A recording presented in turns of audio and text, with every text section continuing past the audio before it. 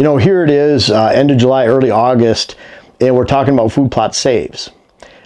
We're talking about food plot saves because a lot of food plots you plant right now are destined for failure. Could be drought. Could be you picked the right seed and it just got eaten down to the ground, which might not be the best seed then anyways. I can think of a lot of people plant soybeans and they get eaten down in the dirt. They think this is going to be a great food plot. They spend a lot of money for it. It was high promotion. And then it's not there during the hunting season. So what good is it? Nothing. Really is nothing. So you have to look at, there's many different ways for your food plots to fail. Plus, there's a lot of you out there that are wishing you planned food plots and you'd planned ahead and you didn't plant anything and you think, well, the season's over. No, there's still a lot that you can do. So I want to give you some tips here of saves and current plantings. I want to always go back to, this is about 2000, 2001, somewhere around there, but in the UP of Michigan, one of my plots up there, I had it cleaned out and dozed. I think it would have been 2000. And it didn't get finished, of course, when I wanted it to, which would have been early September. So I got it finished the last weekend of September, let's say the 27th, somewhere around there.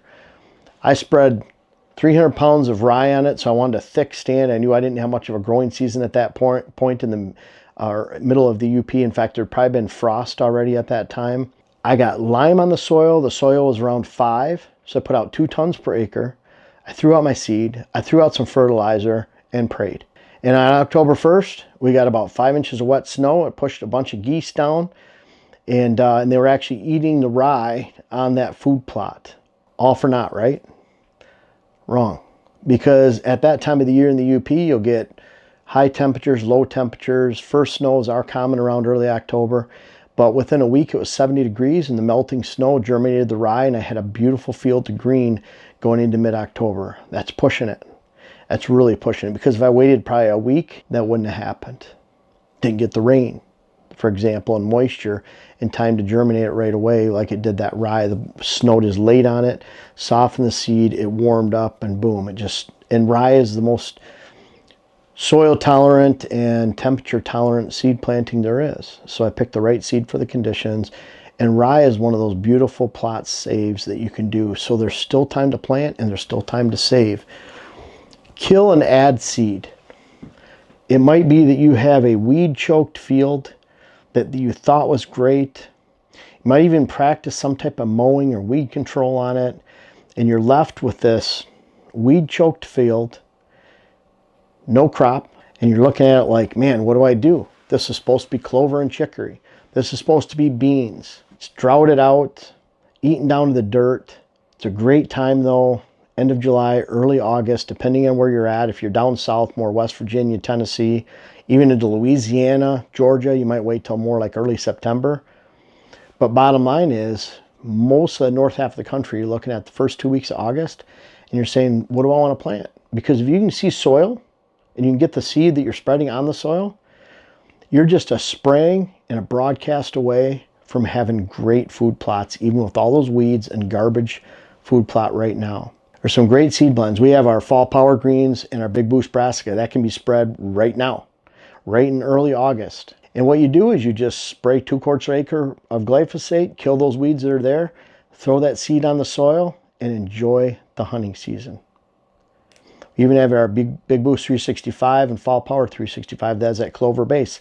Same thing. Spray the glyphosate, throw it down, and now you have a perennial crop for the following year too that you can maintain for a decade or more.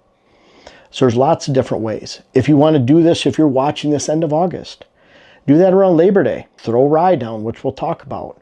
Throw a combination of 100 pounds of rye, 100 pounds of oats, 100 pounds of peas. You can add in 10 pounds of tillage radish. There's lots you can do still, as long as you have soil showing. But you have to kill the weeds. Now, if you have heavy broadleaf problems like clover, pigweed, lamb's quarters, all of those, water hemp, you can hit with 2 quarts per acre of glyphosate, 1.5 pints per acre 2,4-D, spray, throw your seed on the ground in about 7 to 10 days, and then by the time it germinates, that 2,4-D should be out of the soil. It takes about 10 days to 2 weeks. So you can push it like that too. So if you're using 2,4-D at all, you'll need that to kill some of those broadleafs, and yes, even clover. If you have clover you don't want there, glyphosate won't typically kill it, especially this time of year we're going to get some rain. So you have to add that 2,4-D, but you have to wait for that 2,4-D to get out of the ground. Glyphosate, you can actually throw the seed down and spray right over the seed. It's not going to do anything to the seed. Number 2, you have a weedy field that you can't get seed to the soil. You can kill it. I like to start with 2,4-D and Roundup because if I have stubborn broadleafs, I'm going to get a complete kill. You wait 10 days, till it up, rent a tiller if you have to. Rent a tiller behind a Kubota. A lot of rental places sell those. Wait 4 weeks after that again. So you kill, wait 10 days, till it, wait 4 weeks. In 4 weeks, you'll get new germination coming up.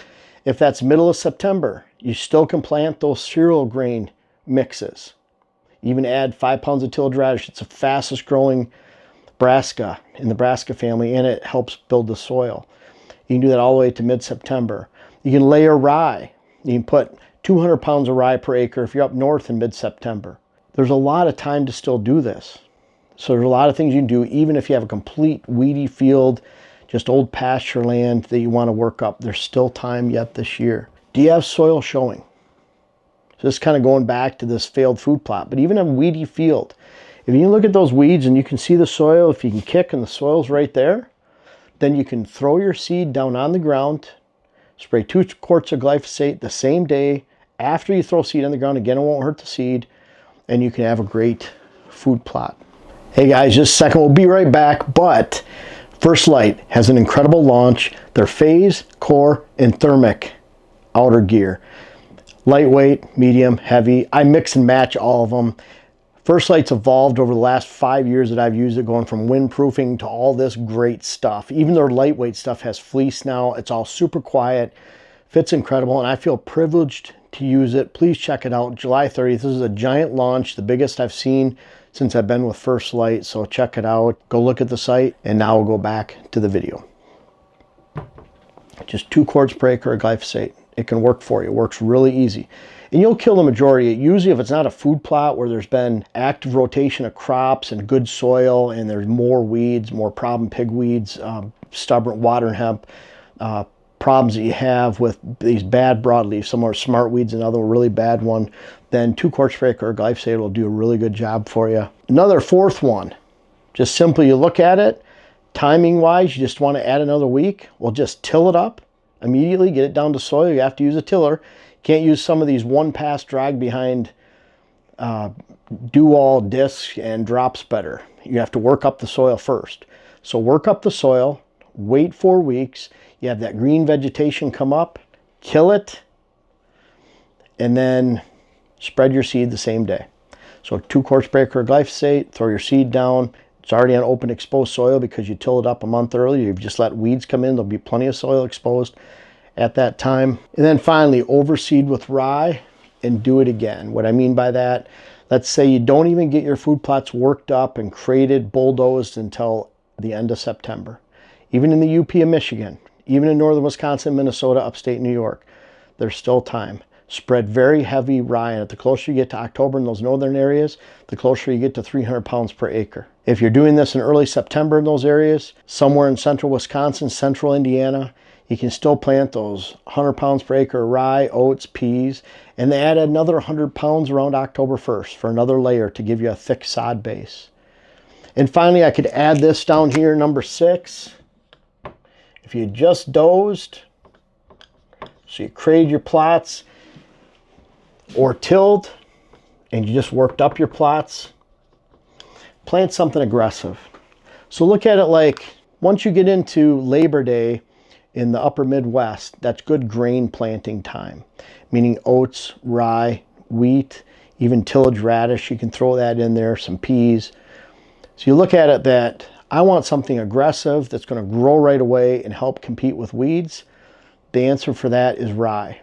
So even if you get into September, Labor Day, seems like it's late, just work up the ground, immediately throw in rye and pack it. Try to time it right before rain so you get immediate germination, and that rye will come up and you'll at least get something working for you.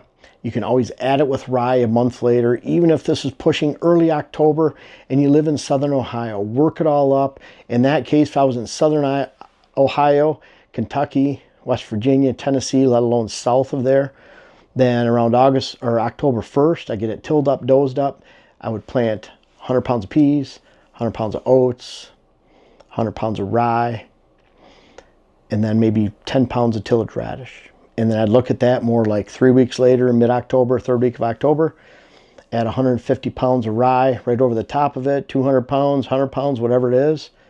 Let the rains come and enjoy the season. And again, if you have total failure, all the way up to that time, October 1st in the north, all the way to October 15th, maybe even November 1st down south, you can always add a whole bunch of rye that's very cold tolerant, pH tolerant, soil tolerant, and is very aggressive against weeds. And you can at least get a green carpet growing into next year. It's building the soil.